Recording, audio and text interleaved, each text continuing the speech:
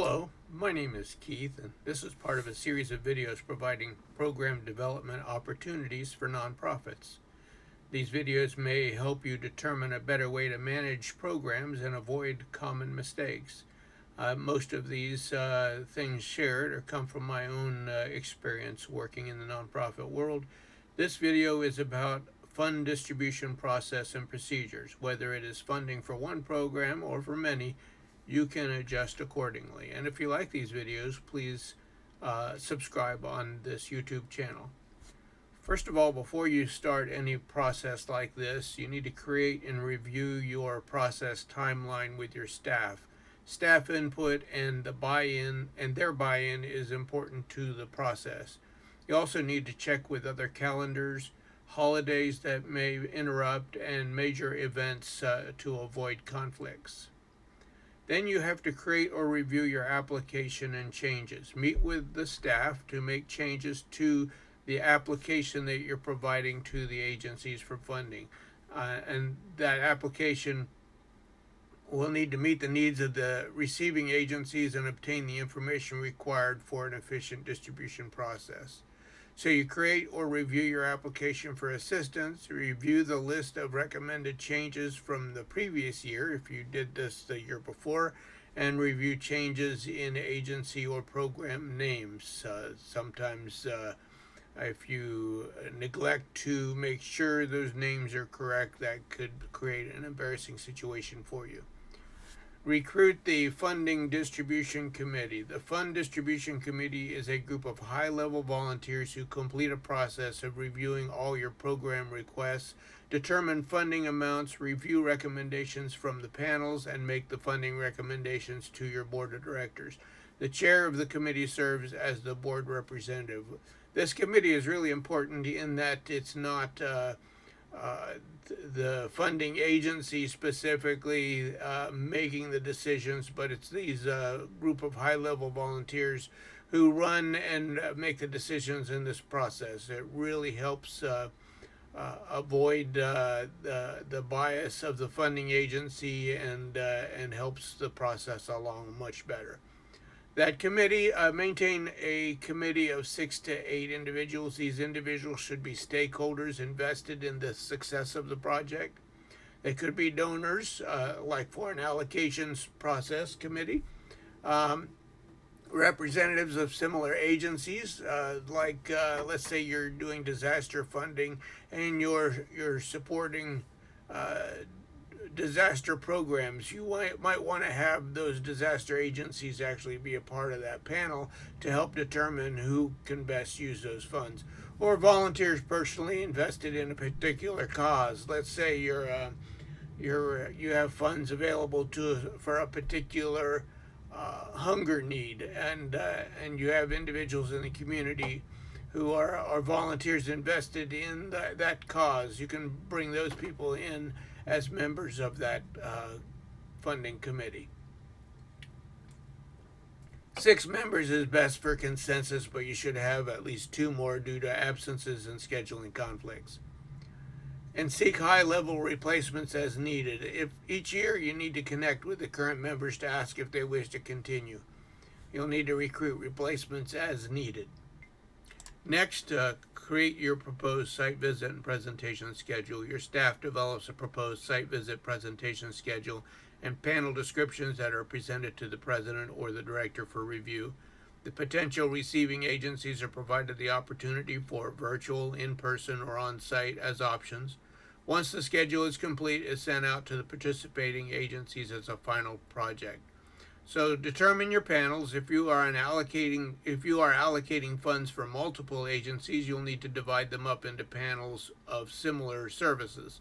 Example, all the early child care organizations in one panel, all the basic needs organizations in one panel. Multiple agencies should be divided up into panels of not less than 4. Any less than 4 agencies per panel will skew your overall funding process. If funding is for only one agency or a smaller number of agencies, then maybe one panel would suffice. Determine site visit and presentation locations. Each agency will need to present their case for funding. The site visit and presentations should be scheduled for the best opportunity for the panel members to understand the services that are provided. Some agencies are not designed for site visits at the agency location. It might be just a number of offices, and who wants to just go visit a bunch of offices? Some agencies may provide the opportunity for a meaningful tour. Make sure the tour and presentation is focused exclusively on the reasons for the funding. Information about unfunded programs could confuse the panel members and really cause an issue for the overall process. Create the schedule and send proposed tour and presentation schedule requests to the agencies, back to the agencies for their review. Then you have the first Fund Distribution Committee meeting. The first meeting of the Fund Distribution Committee is held to discuss the overall allocations process, make decisions about the review items and bonus points if needed, and adjust for changes in that process. The Funding Distribution Committee meets to discuss review process. They send out, and you need to, as the staff person, send out outreach invites, calendar invites for each of the Funding Distribution Committee meetings. Agency technical training is next. The agency representatives are invited to attend a training that reviews the application being made available and any changes in that process. Agencies are trained on the application and proposed changes. Send email invites to agencies for 2 training options, one in an afternoon and one in a morning.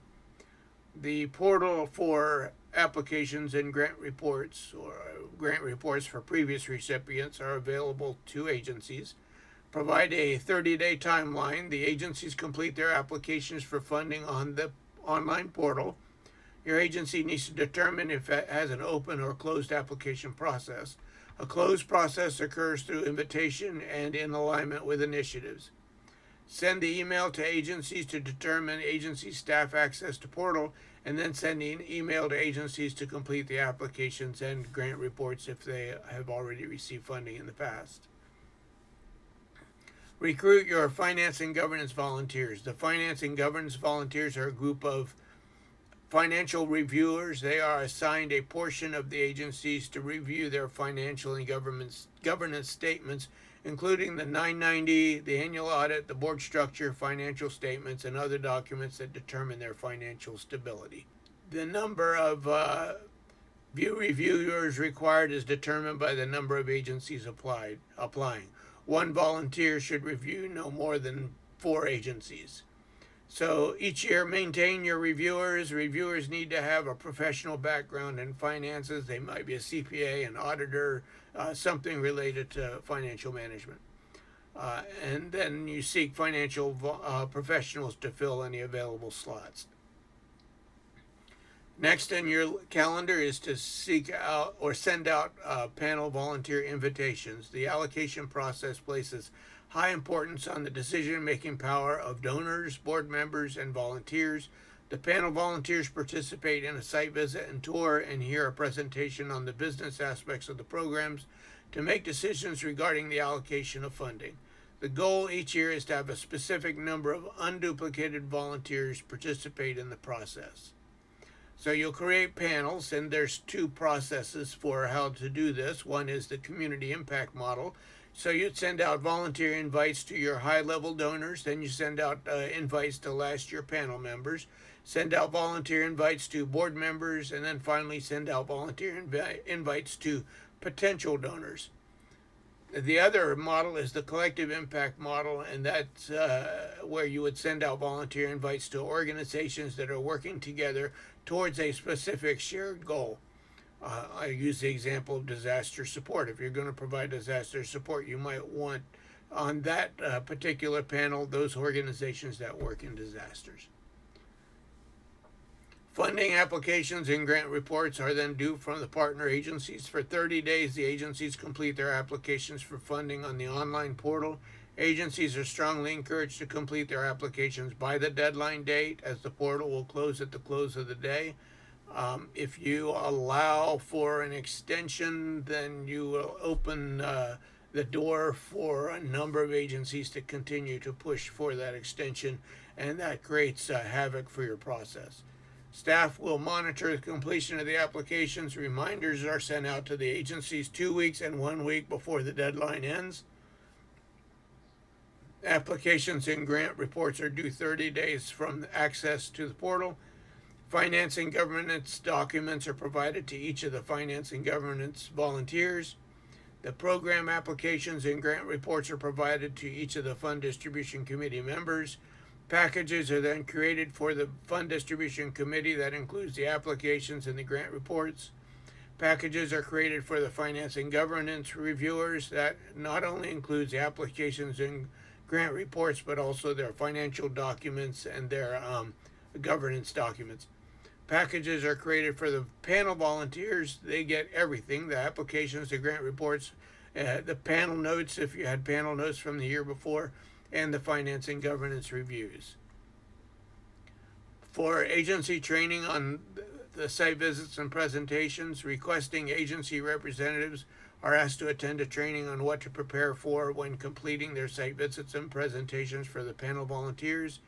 Agency representatives who are veterans of the process don't necessarily need to attend that training. Send out email invites to agencies for 2 training options, one in the morning, one in the afternoon. Explain the process providing site visits and presentation to the panels. And then you have the second Fund Distribution Committee meeting. That one completes a program by program review of all the programs based on their criticality to safety net, their program effectiveness, their financial health, their alignment with the initiatives that you're provided, and if they also receive match funding. Match funding is funding that they receive as a result of the funding you provide. They are able to get extra government funding. Staff member completes a program by program review of all the programs. This staff member should not be the executive director or the board chair. You want to avoid any bias and avoid any accusation of bias. The Fund Distribution Committee members complete a program by program review of the selected programs. One Fund Distribution Committee member can complete a program by program review of all the programs, and the Fund Distribution Committee meets then to complete the overall program by program process.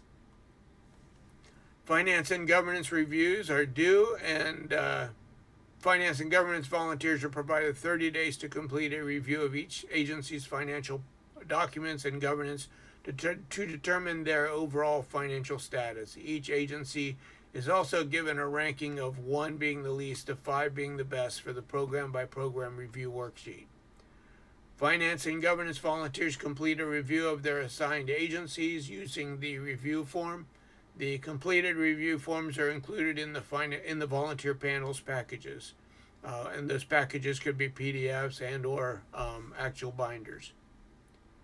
Volunteer panel training.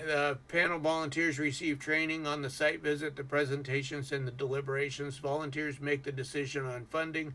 Staff guide the process. They keep the discussion and going and timing on track, and watch for any issues that may need intervention by the president immediately or later by the Fund Distribution Committee.